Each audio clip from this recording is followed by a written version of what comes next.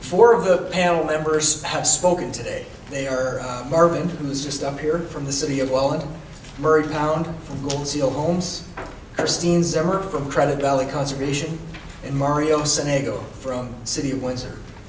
Two additional members of our panel haven't spoken yet. They are Chris Smith from Region of Peel and David Kellershone from Toronto Water. And I will give them, briefly introduce them as you come forward and sit down on our panel. So I invite you to come and join me here. So Chris Smith has worked for the Region of Peel since 2005 and currently holds an MOE Level 2 certification for both water distribution and wastewater collection. Chris is currently project manager in water, wastewater program planning and is responsible for administering the region's subsidy program for basement flood remediation. David Kellershone from Toronto Water. With over 16 years of experience in the water resources field, David holds a master's degree in civil engineering from McMaster University and a bachelor's degree in civil engineering from Waterloo. Prior to joining the city, David's career focused on water resources engineering for a variety of land development projects in the GTA. Since that time, in 2009, David's focus has been the city's basement flooding protection program. Thank you all for joining us here this afternoon, and I'll bring Dan Sanding from ICLR back up to ask some questions of the panel. Yeah, thanks a lot for our panel members, and I'm just going to give Greg a bit of a break. He's been working hard today, and I'll take over for the panel. And I'm just going to put up a slide here so you know who's with us.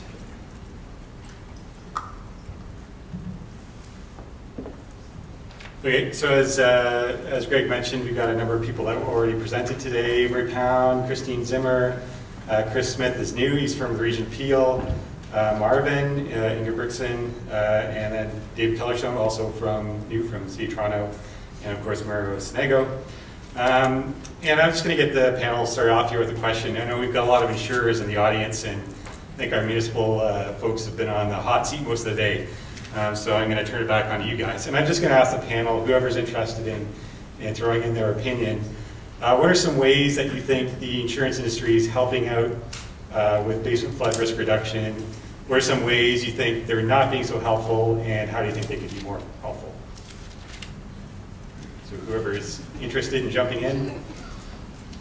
Maybe I can start. I think one of the things that kind of ran through the presentation is, I'm not sure if this answers your question, but I think what we have to do a better job of is getting the information out to people on the importance of this stuff. I don't know if it's information or marketing. Christine talked about marketing, right? Because municipalities we're no good at it, and partly because you can't be seen as spending a whole lot of money on advertising and making fancy commercials about it. So I think getting the word out, unfortunately, one of the things, are people going to read the information you give to them? Or, it's not sexy enough, it doesn't get their attention. And even if you offer to pay the entire cost like London did, still they're not getting the uptake. So, getting the word out and getting education on the subject, it will go a long way, but that would, insurance companies or insurance, they talk to their people, or at least they send them information yearly because there's bills to pay. So I think that's a large aspect. That would be a big help in keeping, getting education out on the subject and what people can do to reduce water and basement flooding and all the things they can do and all the great programs that are out there.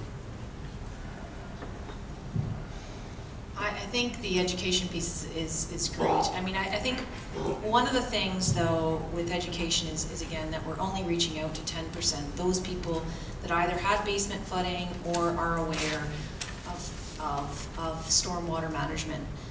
So again, the investment in marketing, I think, is very important, and understanding your market audience, which you guys are good at, right? I mean, you are.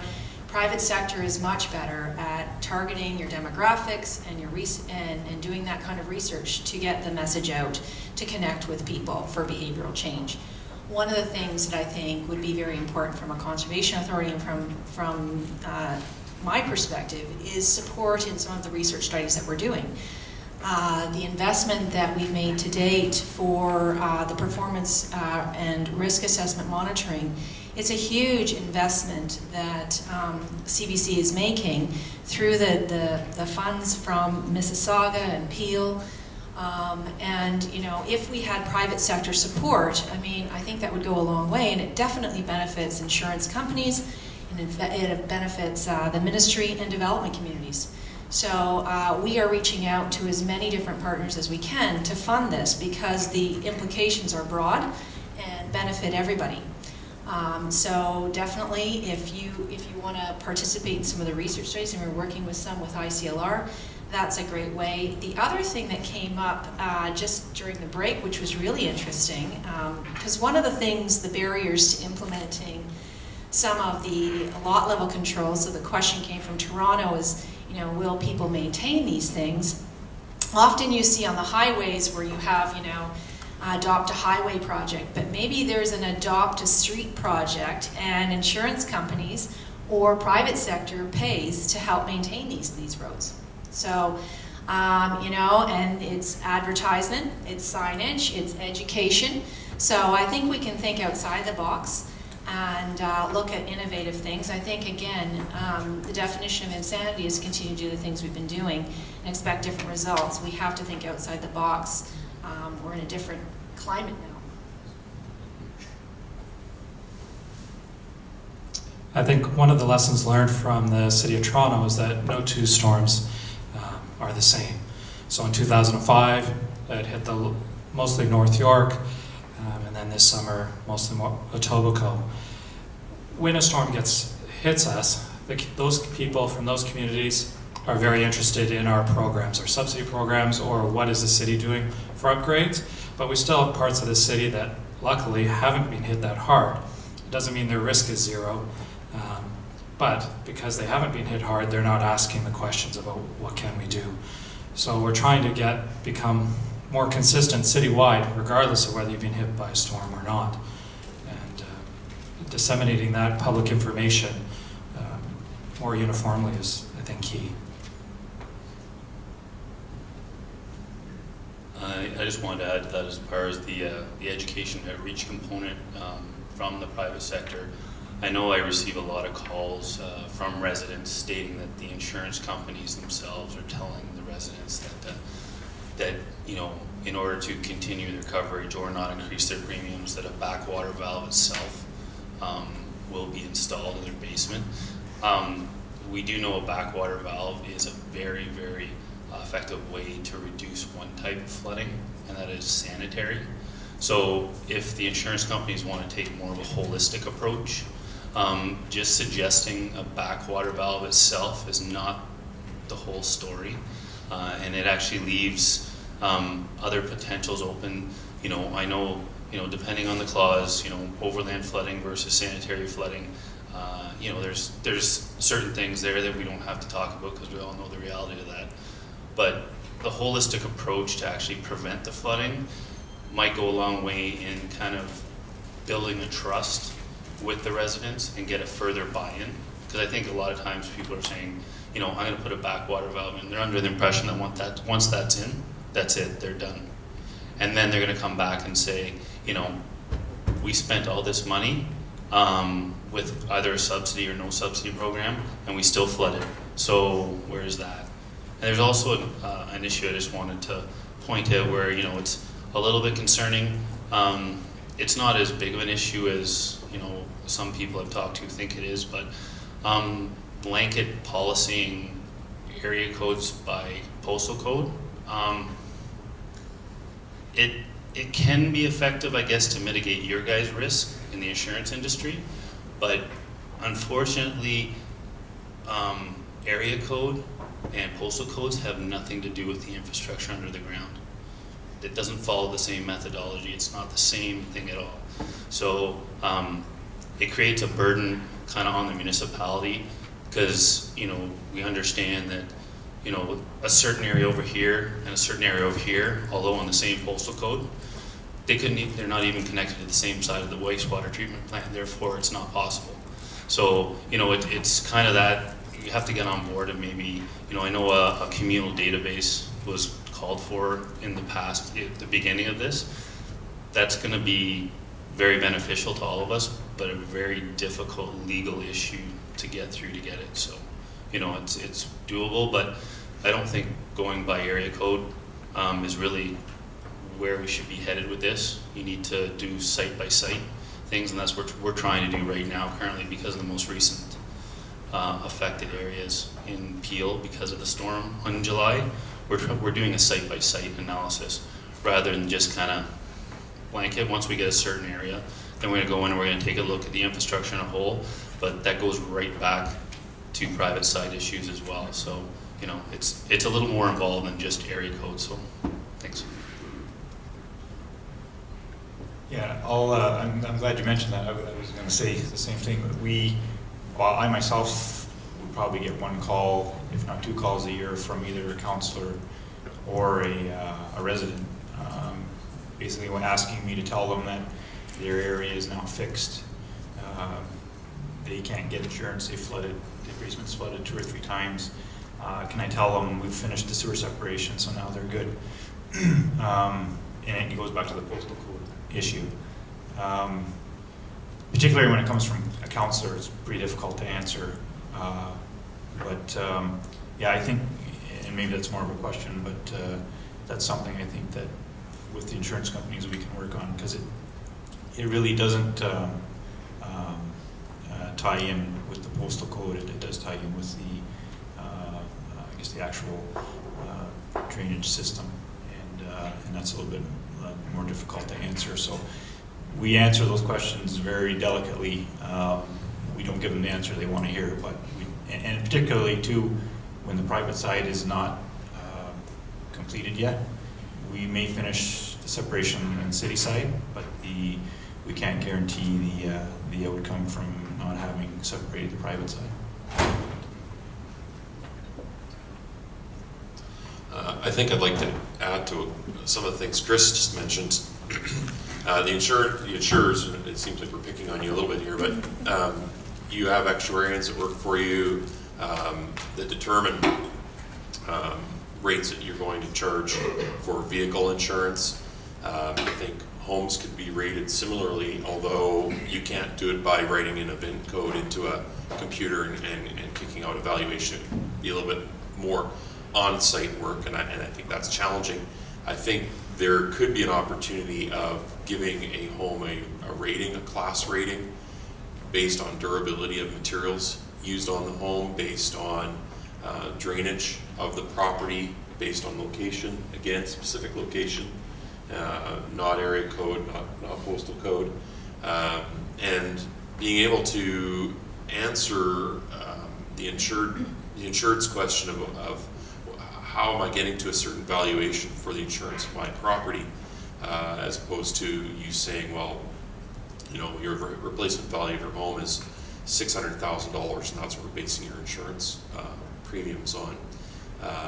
I know there's a lot of fear in the marketplace among homeowners that they're not going to be able to receive certain types of insurance anymore based on prior events and large payouts in areas. So I know it's a concern that my customers present to me time to time. And then secondly, I'm a big believer in third-party influence, and I did speak about a code change and code revision and policy, and you know, government organizations, municipalities. Again, it's hard for them to market to different government agencies, and also you have to have that transparency in the consumer's eye that you're not, as a government agency, you're not spending too much of their hard-earned dollars preaching back to them, spending their own money to tell them something they don't want to be told. But they will listen to someone that's providing them a service that they're paying for, that they've chosen to pay for. And so to be able to consult with that end consumer and then lobby on their behalf for change. You know, it's interesting to talk about homes and regions and areas that have already been built up and have infrastructure issues. But we're going to continue to build homes, we're going to continue to build communities, and if we've got a problem, it makes a lot more sense to build it now, today, than when there's 100,000 more homes in the ground in 3 years in Canada. And so if we can affect as a lobbying agency, you guys have, and I sort of pick on the insurers, but you do have some clout, and your voice will be heard. And at the end of the day, you're the one, it's affecting your profitability. So when code becomes code, and the home building industry has to accept it, and they have to comply. And advocates like myself, I'll give myself a concussion, bang my head against the wall, trying to make change on my own. But you have a lot more effect out there. So. I just wanted to add one more thing to that, just what Murray said. When people pay for service or pay for something in the private sector and they get advice from them, people seem to have a lot more credence to that advice than they do getting it from a government organization, whether it's a municipality. Maybe I'm just paranoid, but sometimes you get the feeling that if you're giving them this information, there's like, well, you're just telling me that because you don't want to spend more money on building my sewers and building other sewers, right? So, we get it all the time where plumbers or people give them people advice, and they'll take it to heart and they'll accept that as gospel. Just look at the case on real estate agents. People believe a lot what real estate agents tell them, and sometimes they're not telling them exactly straight. So insurance bureau, builders, and the private sector does have a lot more influence than the government agencies, at least in my view. Sorry, just to add to the lobbying, I think that's very important, because when we're doing some watershed studies and we're looking at climate change incorporated in modeling for sub-watershed studies, we have a very difficult time to promote, strategies to allow for adaptation down the road with respect to climate change. Whether that's, incorporating parkland around a pond to allow for that ability to be expanded, that pond to be expanded down the road in case we have more extreme events or whatnot. It's very difficult from a conservation's perspective. Even looking at, using the storm events that have happened, the GTA storm events, to look at floodplains rather than the Hurricane Hazel. It's very difficult for us to try and change regulations and to move things forward quick enough. So again, the more partnerships we have involved in some of the research studies that we're doing, the more ability we have to push and promote change quicker. And so I really would ask that you engage us in working on these studies, because we can do it together, but if we do it in isolation, again, if municipalities and CAs are going to provincial or federal governments for code changes or whatever changes, it's not going to be adopted as quickly or move as quickly as it is if we have different partners with us at the table. Well, good suggestions, and I think some of these things are being worked on right now, but I think we could all agree that we could do more. ICLR is trying to adopt the code approach, but we need to do more, of course. I'll open it up to the floor and see if anybody else has questions.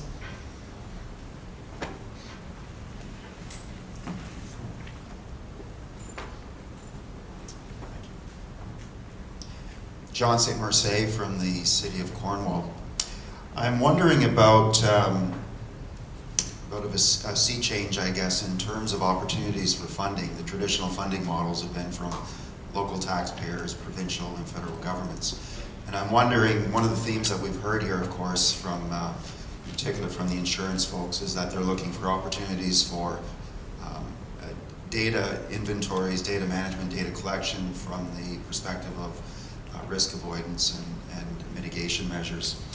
I think there's an opportunity here because, speaking on behalf of my municipality and certainly others here, I'm sure, have information on flood risks and flood inventories. And on the other hand, the insurance companies also, I guess if I were a cynic, I'd say they had deep pockets. Is there an opportunity for some funding to be available through a new funding model, through taking some of the costs that would otherwise be used for dealing with after-the-fact flood mitigation, and even taking a percentage of that multi-billion dollars and putting it into incentivating municipalities so that we can incentivate our stakeholders? We don't actually have any insurance members on our panel, but there's, of course, lots of knowledgeable insurers in the audience that may be able to provide a response to that. You know, that's something that often comes up. There's huge payouts after these events, and a lot of these payouts can be mitigated by investments in loss mitigation. Is there anybody that might want to provide a perspective on that? Oh, I might just leave that one for now. It's a good thought. It's something that's been bouncing around quite a bit. Probably something that's complicated too, like all the other recommendations. I'm just going to move it on to a different topic. We heard a lot about incentivizing our municipal programs to encourage residents to participate in risk reduction. I think one of the more progressive ones, or aggressive ones anyway, is the work of the City of London. And aside from just giving the 100% subsidy for these measures, giving $1,000 that they can go buy a nice TV or something with, this is pretty expensive and maybe not the way that all municipalities would go. I just wonder if the panel has thoughts. I know Christine's been working with their member municipalities on social marketing, but effective ways to involve homeowners in risk reduction. Sure. Okay. Just building off of what you had said, though, I think there is a private sector model that has looked at water. Coca-Cola, who has looked at the projections for climate change and water supply, has realized that they better do something if they want to continue business. And so they have funds for water initiatives. And so I would challenge the insurance company as well to look at those private sector models in which they are looking at their business, their core business, and what affects them, and looking at innovative ways to partner with and affect change. With respect to the things that we've done, you know, again, the demographic study that we've done for Mississauga did is very interesting, because it really led the way in which we engaged the people at Lakeview, and it really was to the success, because the traditional approach of open houses does really lead to the pack mentality, and those people had those old ditches that wanted those ditches removed, you know, 20 years ago, and they couldn't you know, mow their lawn, so they would just fill it. And that goes to one of the things that you talked about when you were talking about landscaping, is people don't understand that they have stormwater features or grading things on their property, and so they fill things in.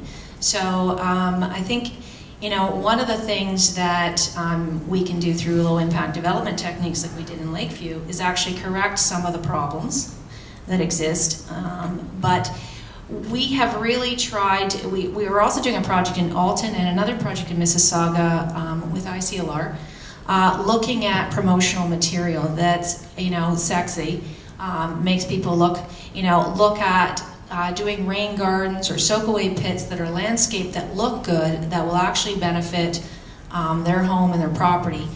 And I think that it is really important to have various partners, because what it does is it also provides different venues for marketing. We connected with local landscapers to do Meet the Designer Night, in which we had designers that we trained to do rain gardens.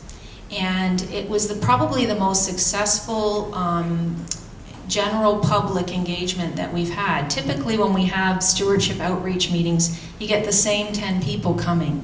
And it was a small town in Alton and Caledon, and we probably got half the town out because they were all excited about getting free landscape designs. And lo and behold, they didn't realize that their landscape designs included disconnecting the downspouts with rain gardens.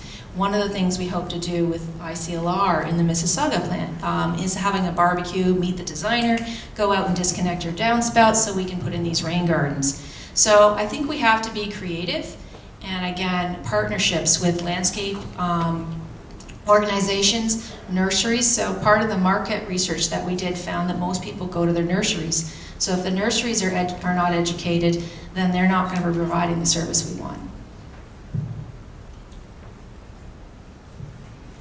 Any other thoughts, Dave? I think one of the key things to remember with based on flooding programs or programs to increase the level of service within a municipality to reduce that risk. And when we think about how we fund that, I think we've got to remember that most municipalities already have some program in place just to do a state of good repair program. When you're replacing that sewer under a street with a bigger sewer, you have to remember that you're also replacing an old sewer at that time. So is that full cost, what you're spending today, really that much more money? Because you still have a base cost of upgrading your older infrastructure that you have to keep doing.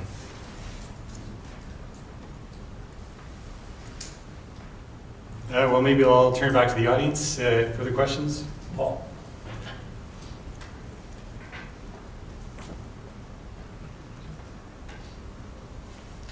I'm going to slip in 2 questions while I've got the mic. The more succinct one. Part of what I've enjoyed today has been many different presentations from many different communities about action and successes that are taking place.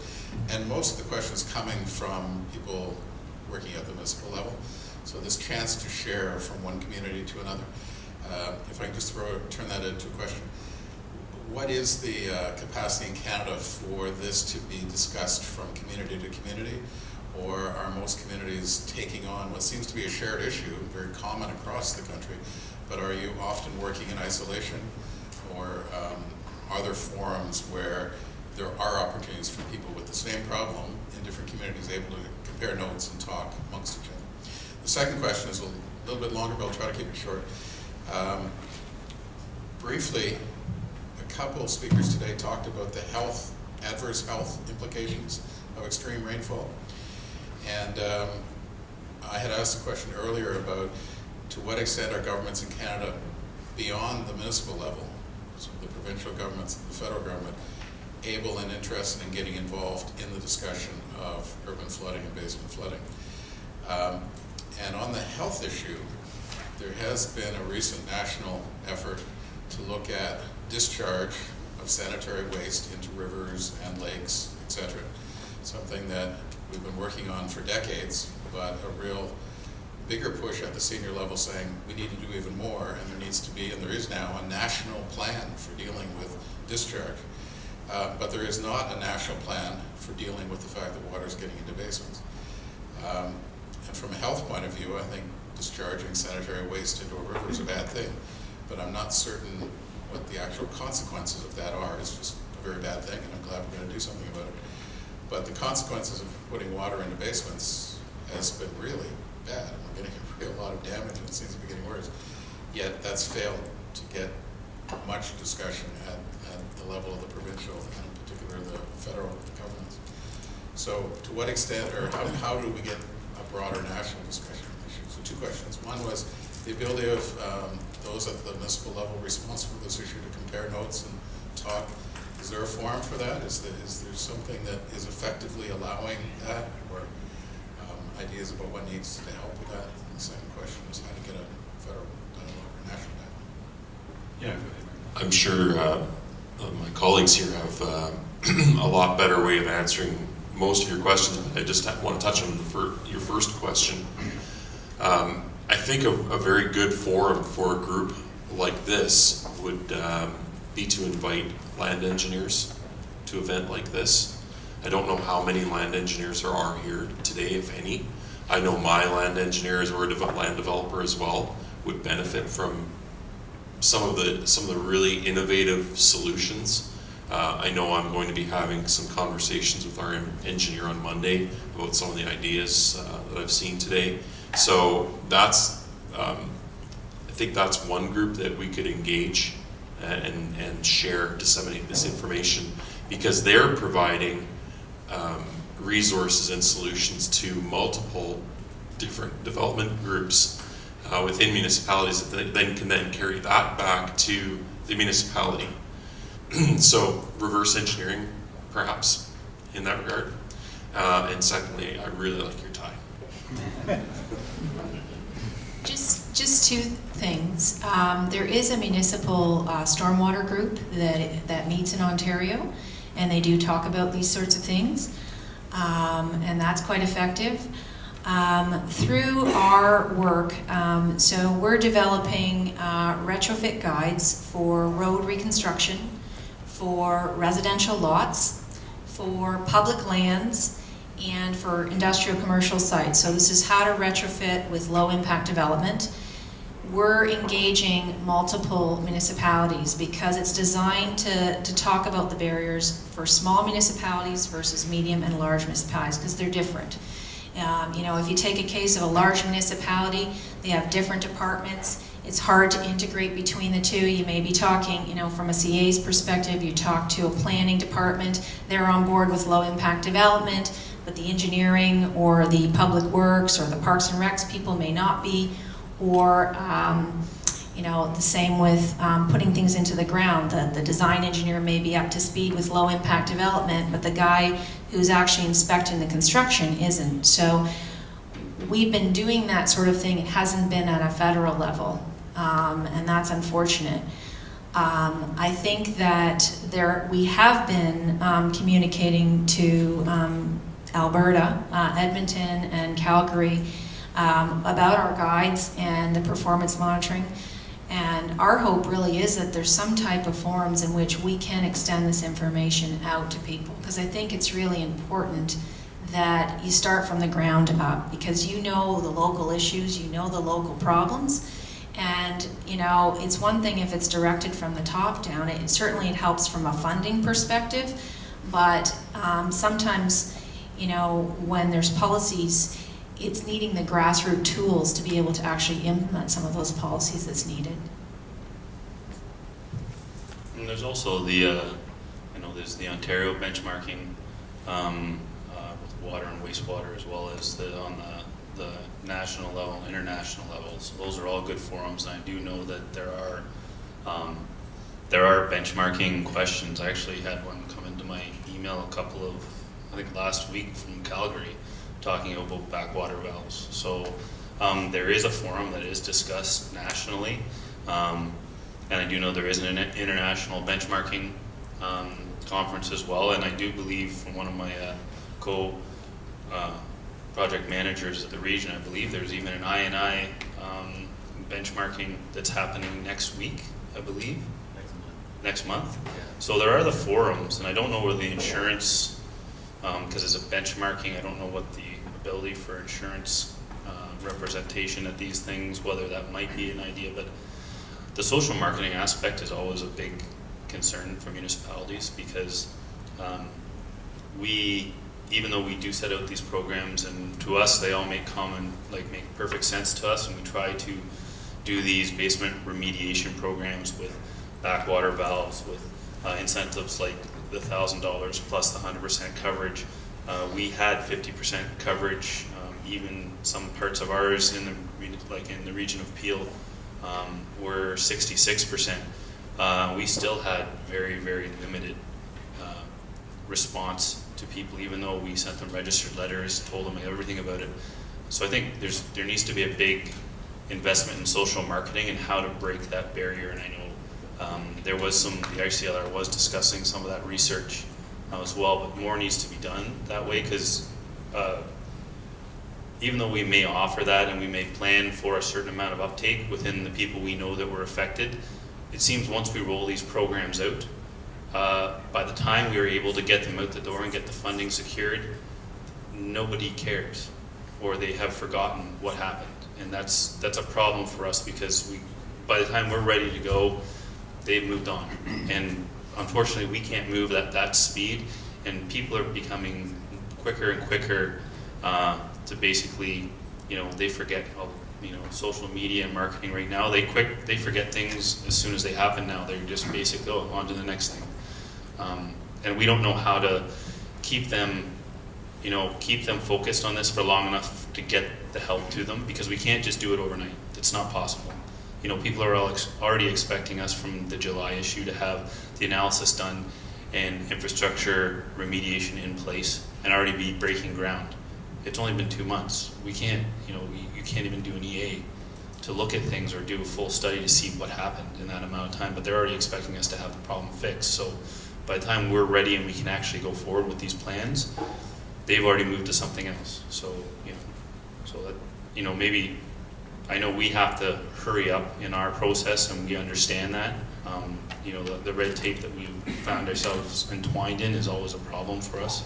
But we also have to find a, you know, a social marketing campaign that keeps them, you know, engaged long enough for us to be able to help them, so.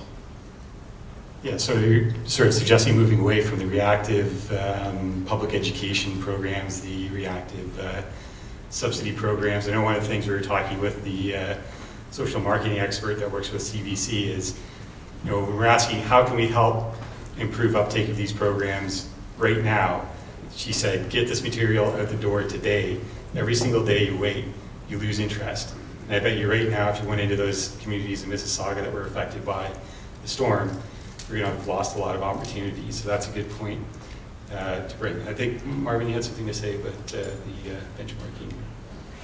I was just going to add, in reference to the municipal level of sharing information, is I found the provincially, the Municipal Engineers Association is a very good group. You've got some lobbying power, and I found their subcommittees.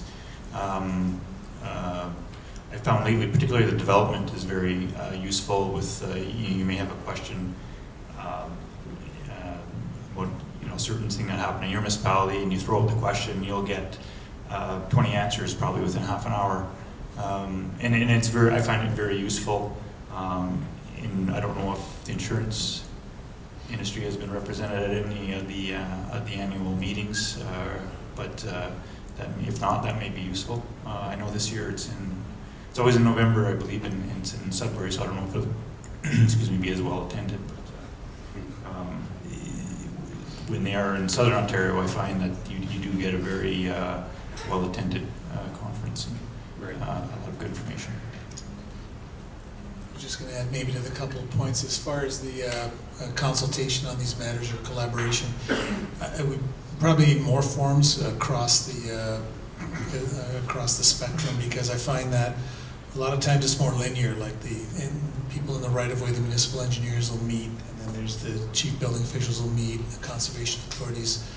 So you'll get information from the municipalities like that, but I find that the property line is usually a barrier, or so it's more linear. So we certainly could use more forums, in my opinion, because there's a lot of good ideas out there. The last one I attended here on this forum, I took some ideas from those and you know, incorporated in the city of Windsor. So I think that's important.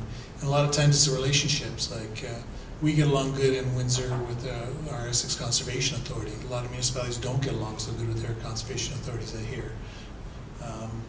And in fact, I know. So I think there's more opportunities for that. As far as the federal, provincial, I think because municipalities have such a great infrastructure deficit on all levels, not just sewers, but it's treatment plants, it's roads, it's all these different facilities that we have, that we look to the provincial and federal government to help us fund those major infrastructure gaps. So basement flooding gets kind of lost in all the noise of that because there's so much of a need for it. Just to go back to your second question, which was the health, I think that's something that we really need to do more discussion about, because I think, you know, you mentioned the mold, and that was actually something interesting that I didn't thought about. But for us, you know, I showed the picture of the lake after a storm event where you see these plumes in the Great Lakes, and 8.5 million Canadians get their drinking water from the Great Lakes. So, you know, people don't realize that, yeah, we treat it, but there's only so much, to what level we treat it, right? And so you're thinking about, you know, the Region of Peel spending up to $500,000 on spills. Those are all health and safety issues, right? Or you look at the town of Orangeville.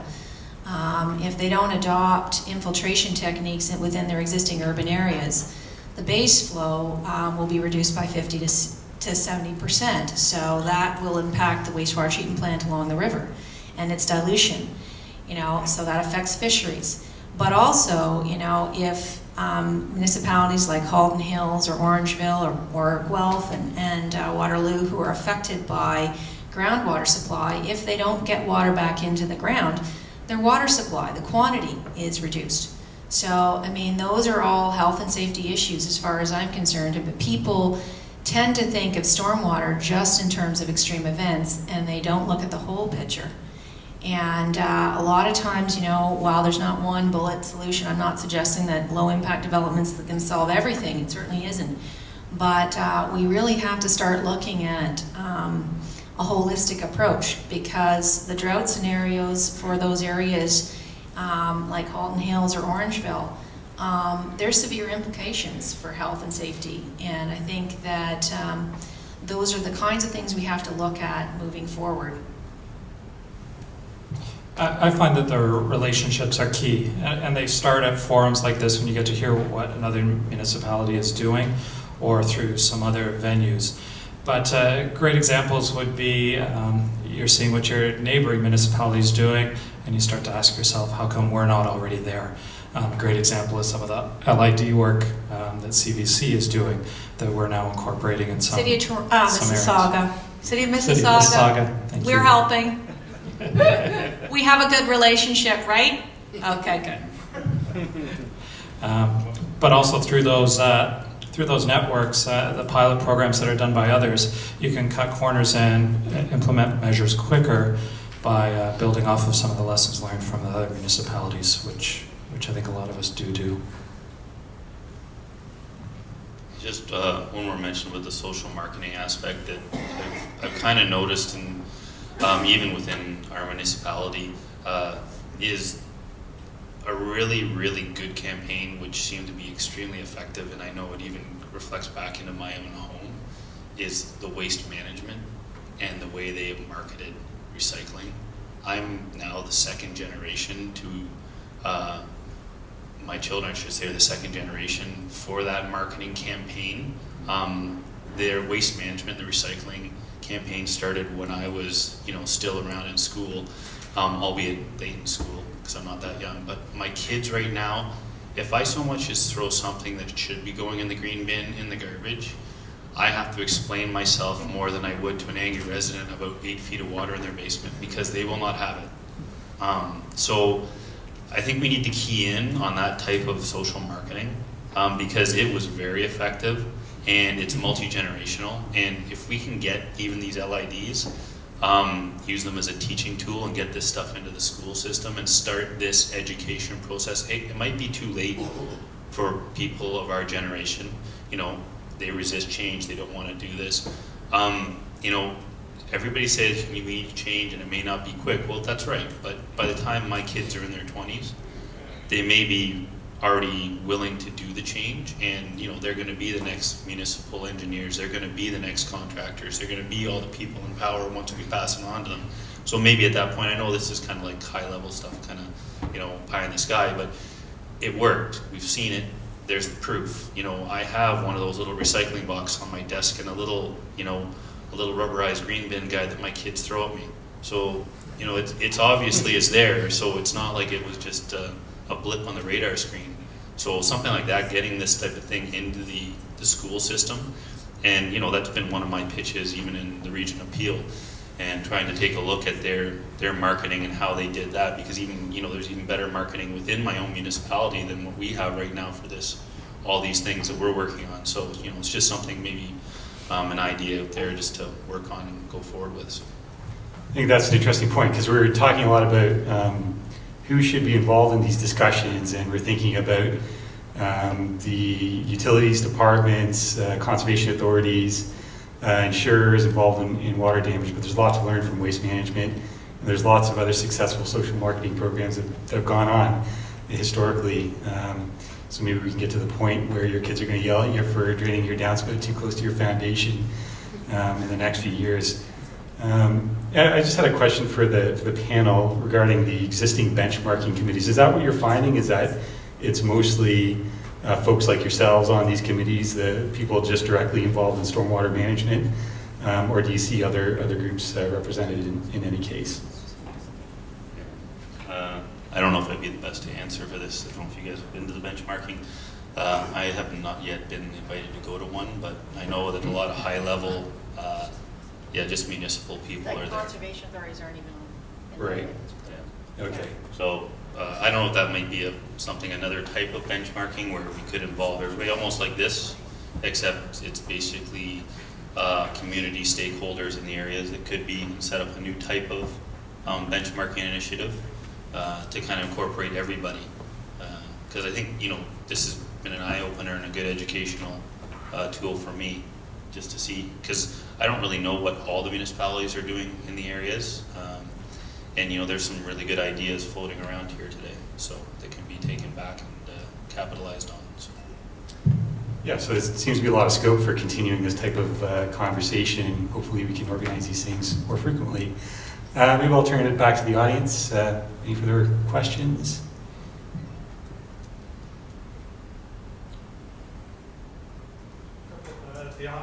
At the outset, we put the insurance industry on the hot seat. At some point, should we put land developers and the building industry on the hot seat for such things as illegal cross connections, shoddy sewer systems we've seen in Binbrook, we've seen I&I through fairly new sewer systems, fairly poorly, installed manhole covers and things of that nature. Should that be something we're looking at?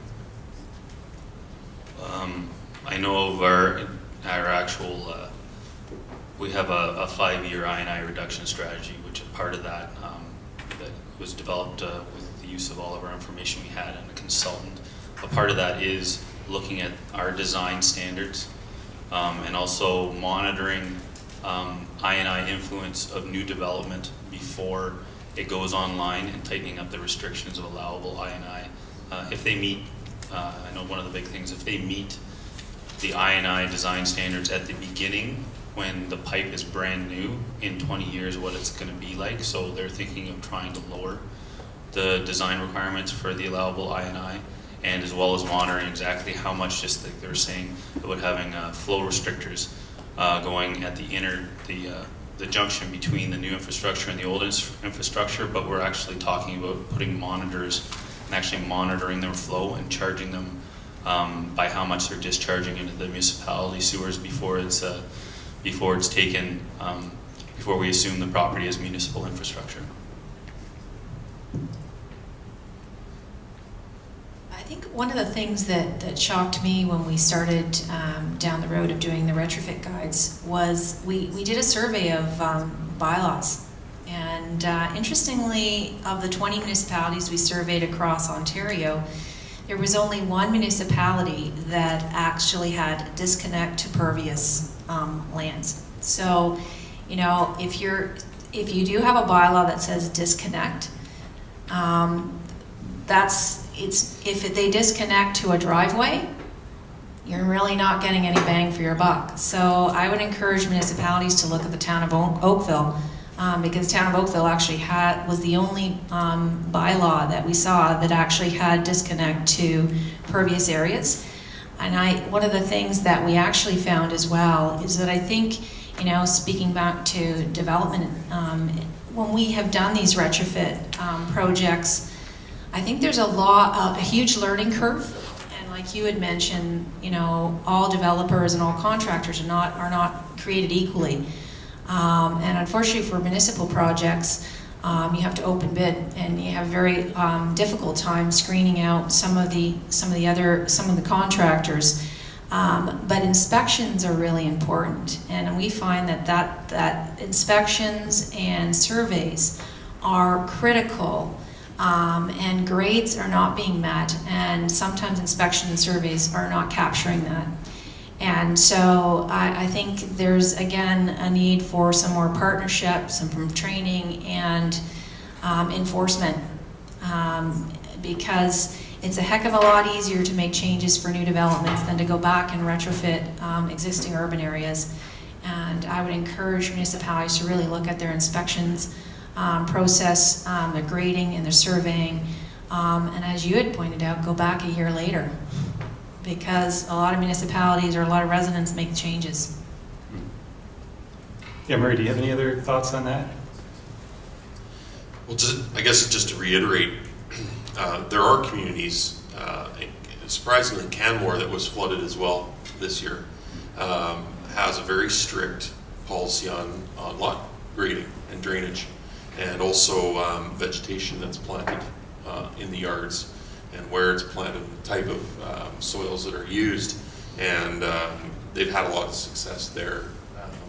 Not only architecturally, it looks better, there's continuity, but also they know where their water's going, They have to be very careful because they're, adjacent to National Park, the Trans-Canada highways there. There's a lot of infrastructure that runs in a very tight corridor, and so they have to be very careful with how they manage their water in their municipality. From my perspective as a builder, if I just wear my builder hat, and most builders like to be babysat by rules, if you will. And if there's a rule book, thou shalt do this, and you know that you operate within that set of rules, you're okay. If there's no rule set for grading, then the builders are left to their own devices. And they may look at the property and think, oh, that's okay. And what's interesting, we've been in a position as a developer where we've sold properties to other builders, that are constructing homes adjacent to ours and adjacent to others, and then we as a developer go and make inspections, make sure water valves haven't been damaged, and make sure light posts are in good order. But one of the things that we did and included in our damage deposits was lot grading. It wasn't required by our municipality. And many times we had to go back to the builder and say, no, you have to go in and correct the drainage swale, or some of the downspouts aren't set at the proper heights or aren't long enough to get your damage deposit back at the end of the construction period. Now, again, that doesn't help that end user, the homeowner, a year from now when they have no clue why a portion of their yard is a certain grade and then levels out, or why there's a valley in the middle of their backyard, and why can't I fill that valley out? Because my neighbor and I want our fence to be level. We don't want it to have a dip in it. So the more rules that, nobody likes rules, but on the other side of that, we say we don't like rules, but on the other side of it, they're there to protect ourselves from ourselves. And if we have clear-cut decisions made for a community, then we get around those problems. It's solved right at the beginning. And then the corollary to that, then it has to be enforced. Right. And but quite frankly, once those things are put in place, and the municipalities have those systems in place, after a few years it becomes the norm, and everyone accepts it. At first, there's going to be resistance, but why are we resisting it? We're trying to achieve a certain outcome and make things better overall. And what's interesting, we as a builder, I tend to impose things on my clients. And I tell them, listen, we do things in our homes a certain way because, and they're out of the norm, and once it's explained to them, oh, okay, I see it, I get it. And no, I won't let you have stucco cladding, for instance. Well, why not? And we'll spend 20 minutes talking about it. Oh, all right, what's my alternative? So, you extend that to the municipalities and the local governments and the provincial governments and the code officials. If we as a group can explain to them, listen, we need these rules put in place because here's the consequences. We're going to have another $3 billion problem next year, potentially, if we don't create safe communities where, they're impervious to being flooded easily. The extension is that it's going to cost governments, it's going to cost insurers a lot of money every year from this point forward. So let's make the rules. I know I keep harping on that, but I guess I'm running on a little bit. But No, that's good. I was just going to say, just on the inspection of services side, I think in the public right-of-way, it's not bad because you kind of have inspection all the time there. It's when you start building homes. I'm trying to remember from my chief building official days, what there's 12 or 9 mandatory inspections you have to do, right? And you only have, once you get a call, you got 48 hours to get out there to do it per the building code. So the building inspector isn't out there all the time when during the construction. So it's trying to resource that, and they're only, you're trying to knock certain things off a checklist to do this, and they may not look at, they're probably not there for the backfilling around the foundation.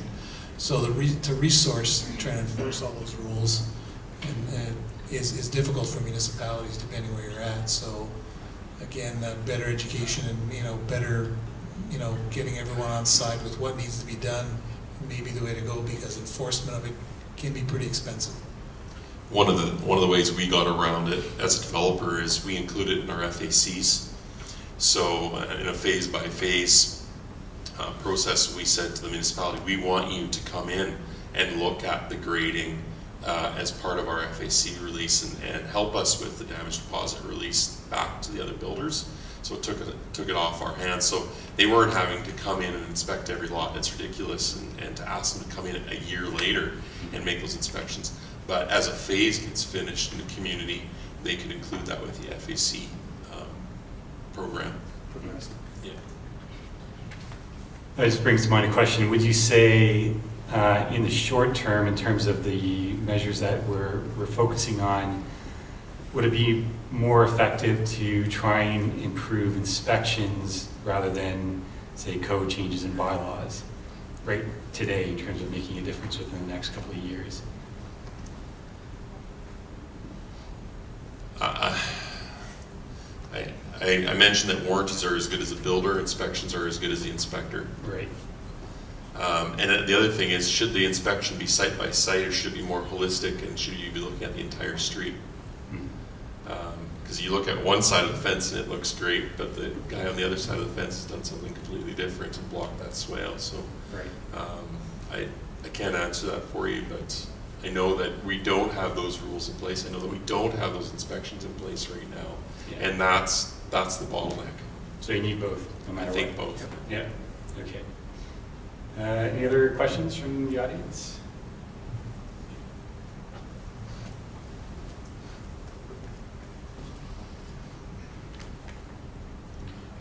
There's been a number of large earthquakes around the world, and one of the consistent findings studying the damage from the big earthquakes in Japan and New Zealand and Chile and whatever is relatively younger buildings have done very well, sometimes with no damage from terrible events, but moderate and older buildings have struggled and done rather poorly in these events.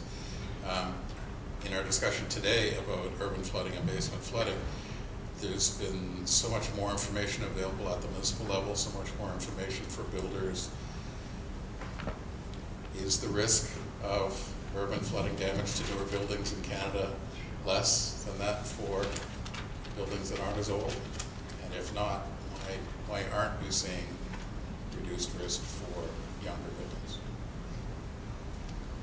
I would agree with you that the home building industry is going to argue that there's less likelihood of fire loss in a new home compared to an older home. We hear that argument all the time, and I battle against that as a sprinkler advocate.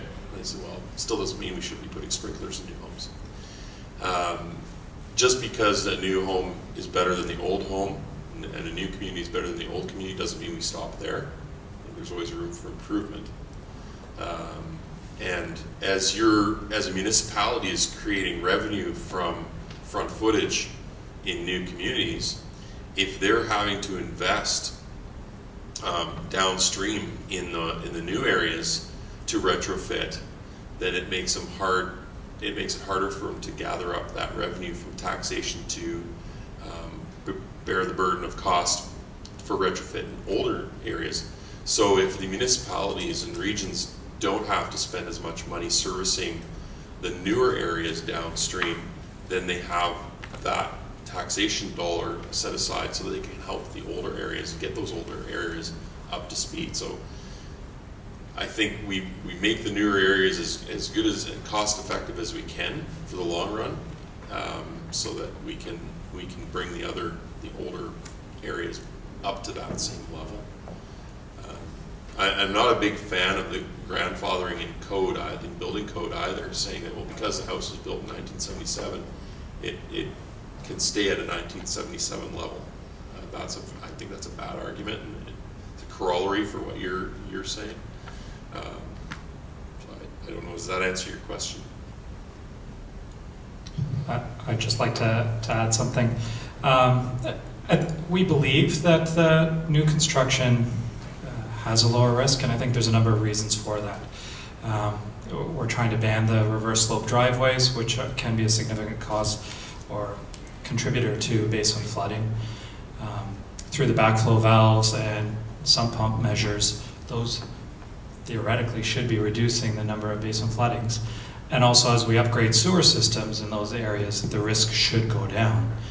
However, we haven't been doing it for that long, and with such a large city, I'm not sure we're measuring it yet.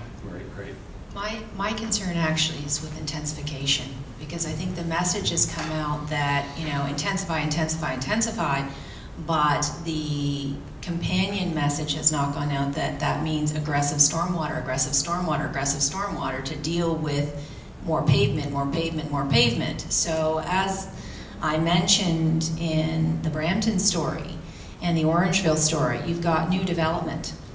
And despite current MOE requirements, which can be met with the end of pipe pond, you're still seeing increases in stream flow 3 times that of pre-development, because aggressive stormwater management at source and conveyance has not been included in the intensify, intensify, intensify message. So my message is, when you're intensifying, intensify stormwater too. And that means, you know, infiltrating, and that means also looking for opportunities for evapotranspiration. I mean, one of the things that I think, you know, when you look at an aerial of Mississauga, which is only 3% left developable land, or Toronto, I mean, you know, you've got very little green space, so you've got very little opportunity for putting in end-of-pipe ponds in existing urban areas to meet today's stormwater requirements, let alone next, you know, the next 20 years requirements. So if we build new developments that have opportunities for building capacity for 2040 or 2050 down the road, I think that's important in our new developments to build capacity in. I also think we have to do a much better job of doing source and conveyance controls. And I know people always say, oh, well, there's problems, like, will people maintain them on their property? And again, it comes back to that social marketing and appealing to emotion. The whole idea of the social marketing is you put in a couple of demonstration sites and people look and go, oh, that looks really good. I want to do that. And it's just like the blue box. I mean, people saw, oh, they put their blue box out, I better, right? And what I've noticed on our street since we put our rain garden in, it's amazing how many other people have put in rain gardens or gardens instead of their grass. So I think that, you know, putting in adaptability in our new subdivisions is really important. And when we're looking at redevelopment scenarios, we really need to use those as opportunities to try and get as much stormwater management into them. So while I think it's great, our building standards are great, when it comes to water, it goes anywhere. And so we have not been as aggressive in looking at stormwater management at the site and in conveyance. What about infill construction risk? I think Infill construction risk. I'll just jump back one moment.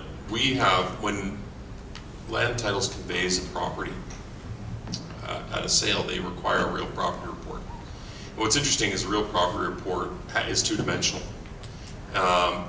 The surveyors there, they can find three-dimensional points just as easy. And so if in Canada we required a real property report to have a grade slip portion to it, so that it could be identified that it met what the grade was supposed to be, what the grade profile was supposed to be.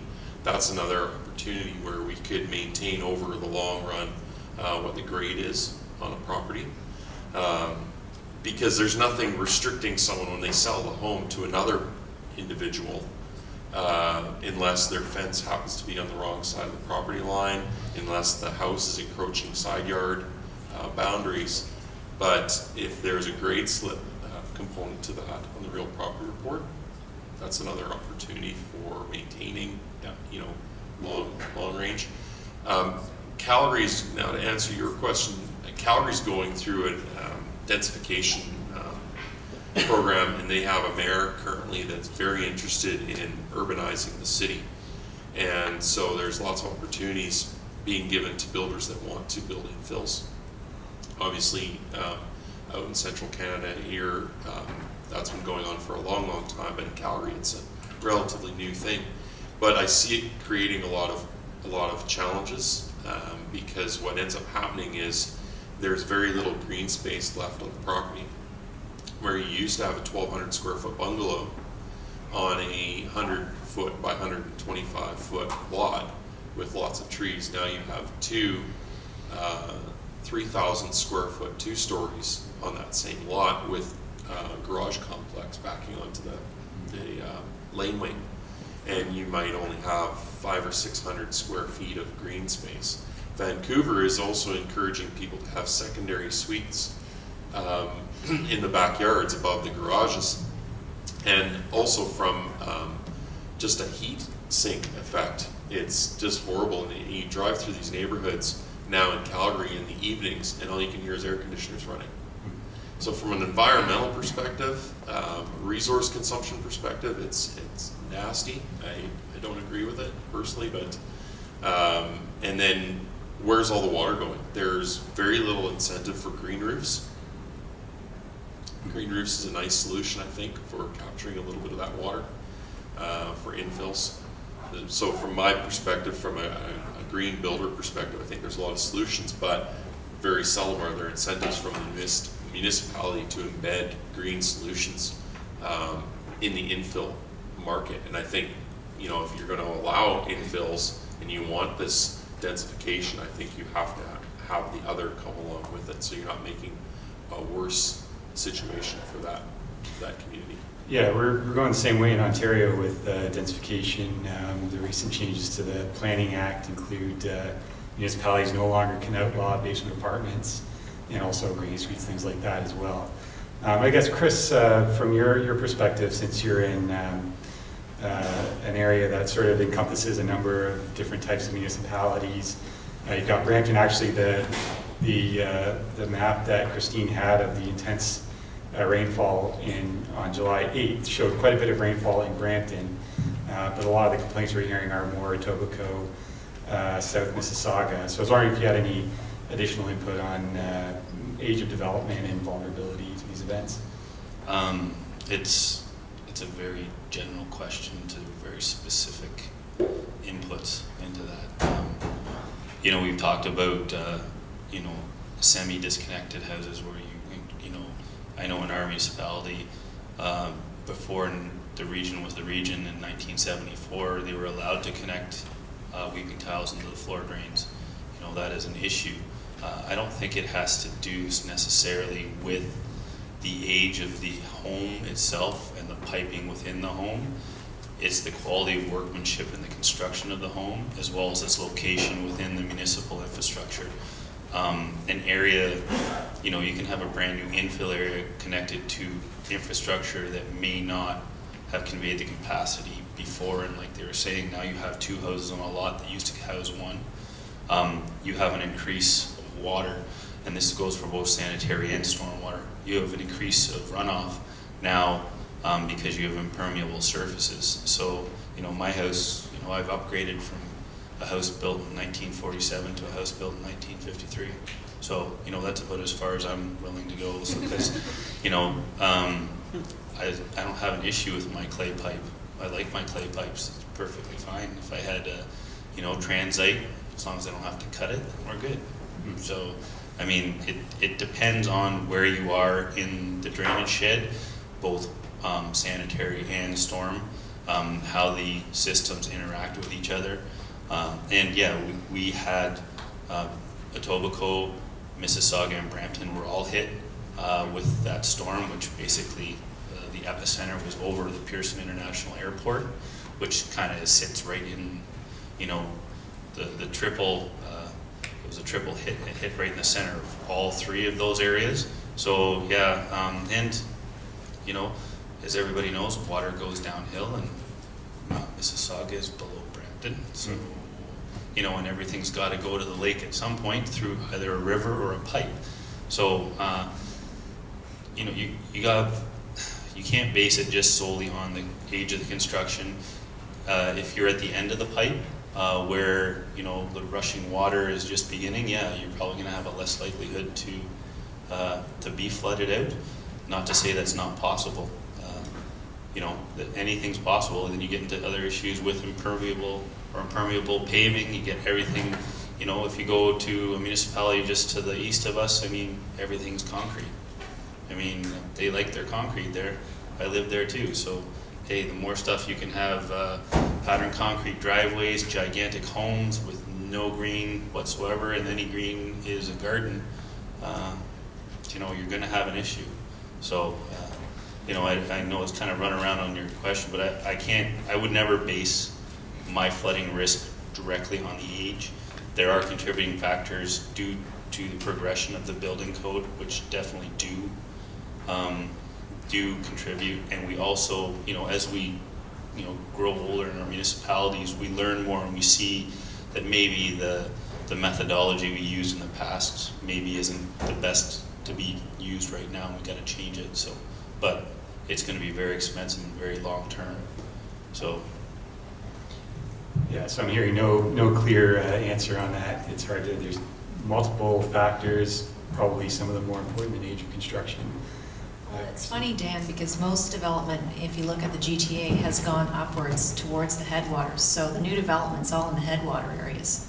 So, and the older areas are all in the downstream end, right? So it is, to speak to your point, it's difficult to say whether the house is built better or whether it's the factor of location. Right. Any other questions from the audience? Well, I think we're losing a few people here, and I'll take that as an indication that it's about time to wrap up. Thanks a lot to our panelists. Thanks for sticking around all day and for your input. And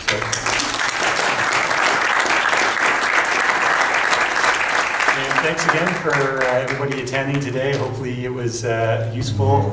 Feel free to contact us in the future if you have any other questions or comments on how we might move forward on similar types of events.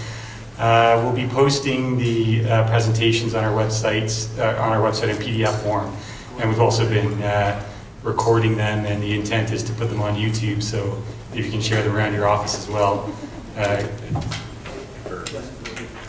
Great. Oh, and Glenn's got something to add. Sorry, but just very quickly, if it wasn't obvious to you first thing this morning, hopefully it's obvious to you now that ICLR has become a center of excellence for basement flood risk reduction in Canada. And over the last couple of years, we've developed a whole bunch of material to help insurers, municipalities, and others express this, convey this risk reduction information over to people. So the granddaddy of all our stuff is Dan's Basement Flood Handbook, and that's on the websites of well over 125 local governments in Canada.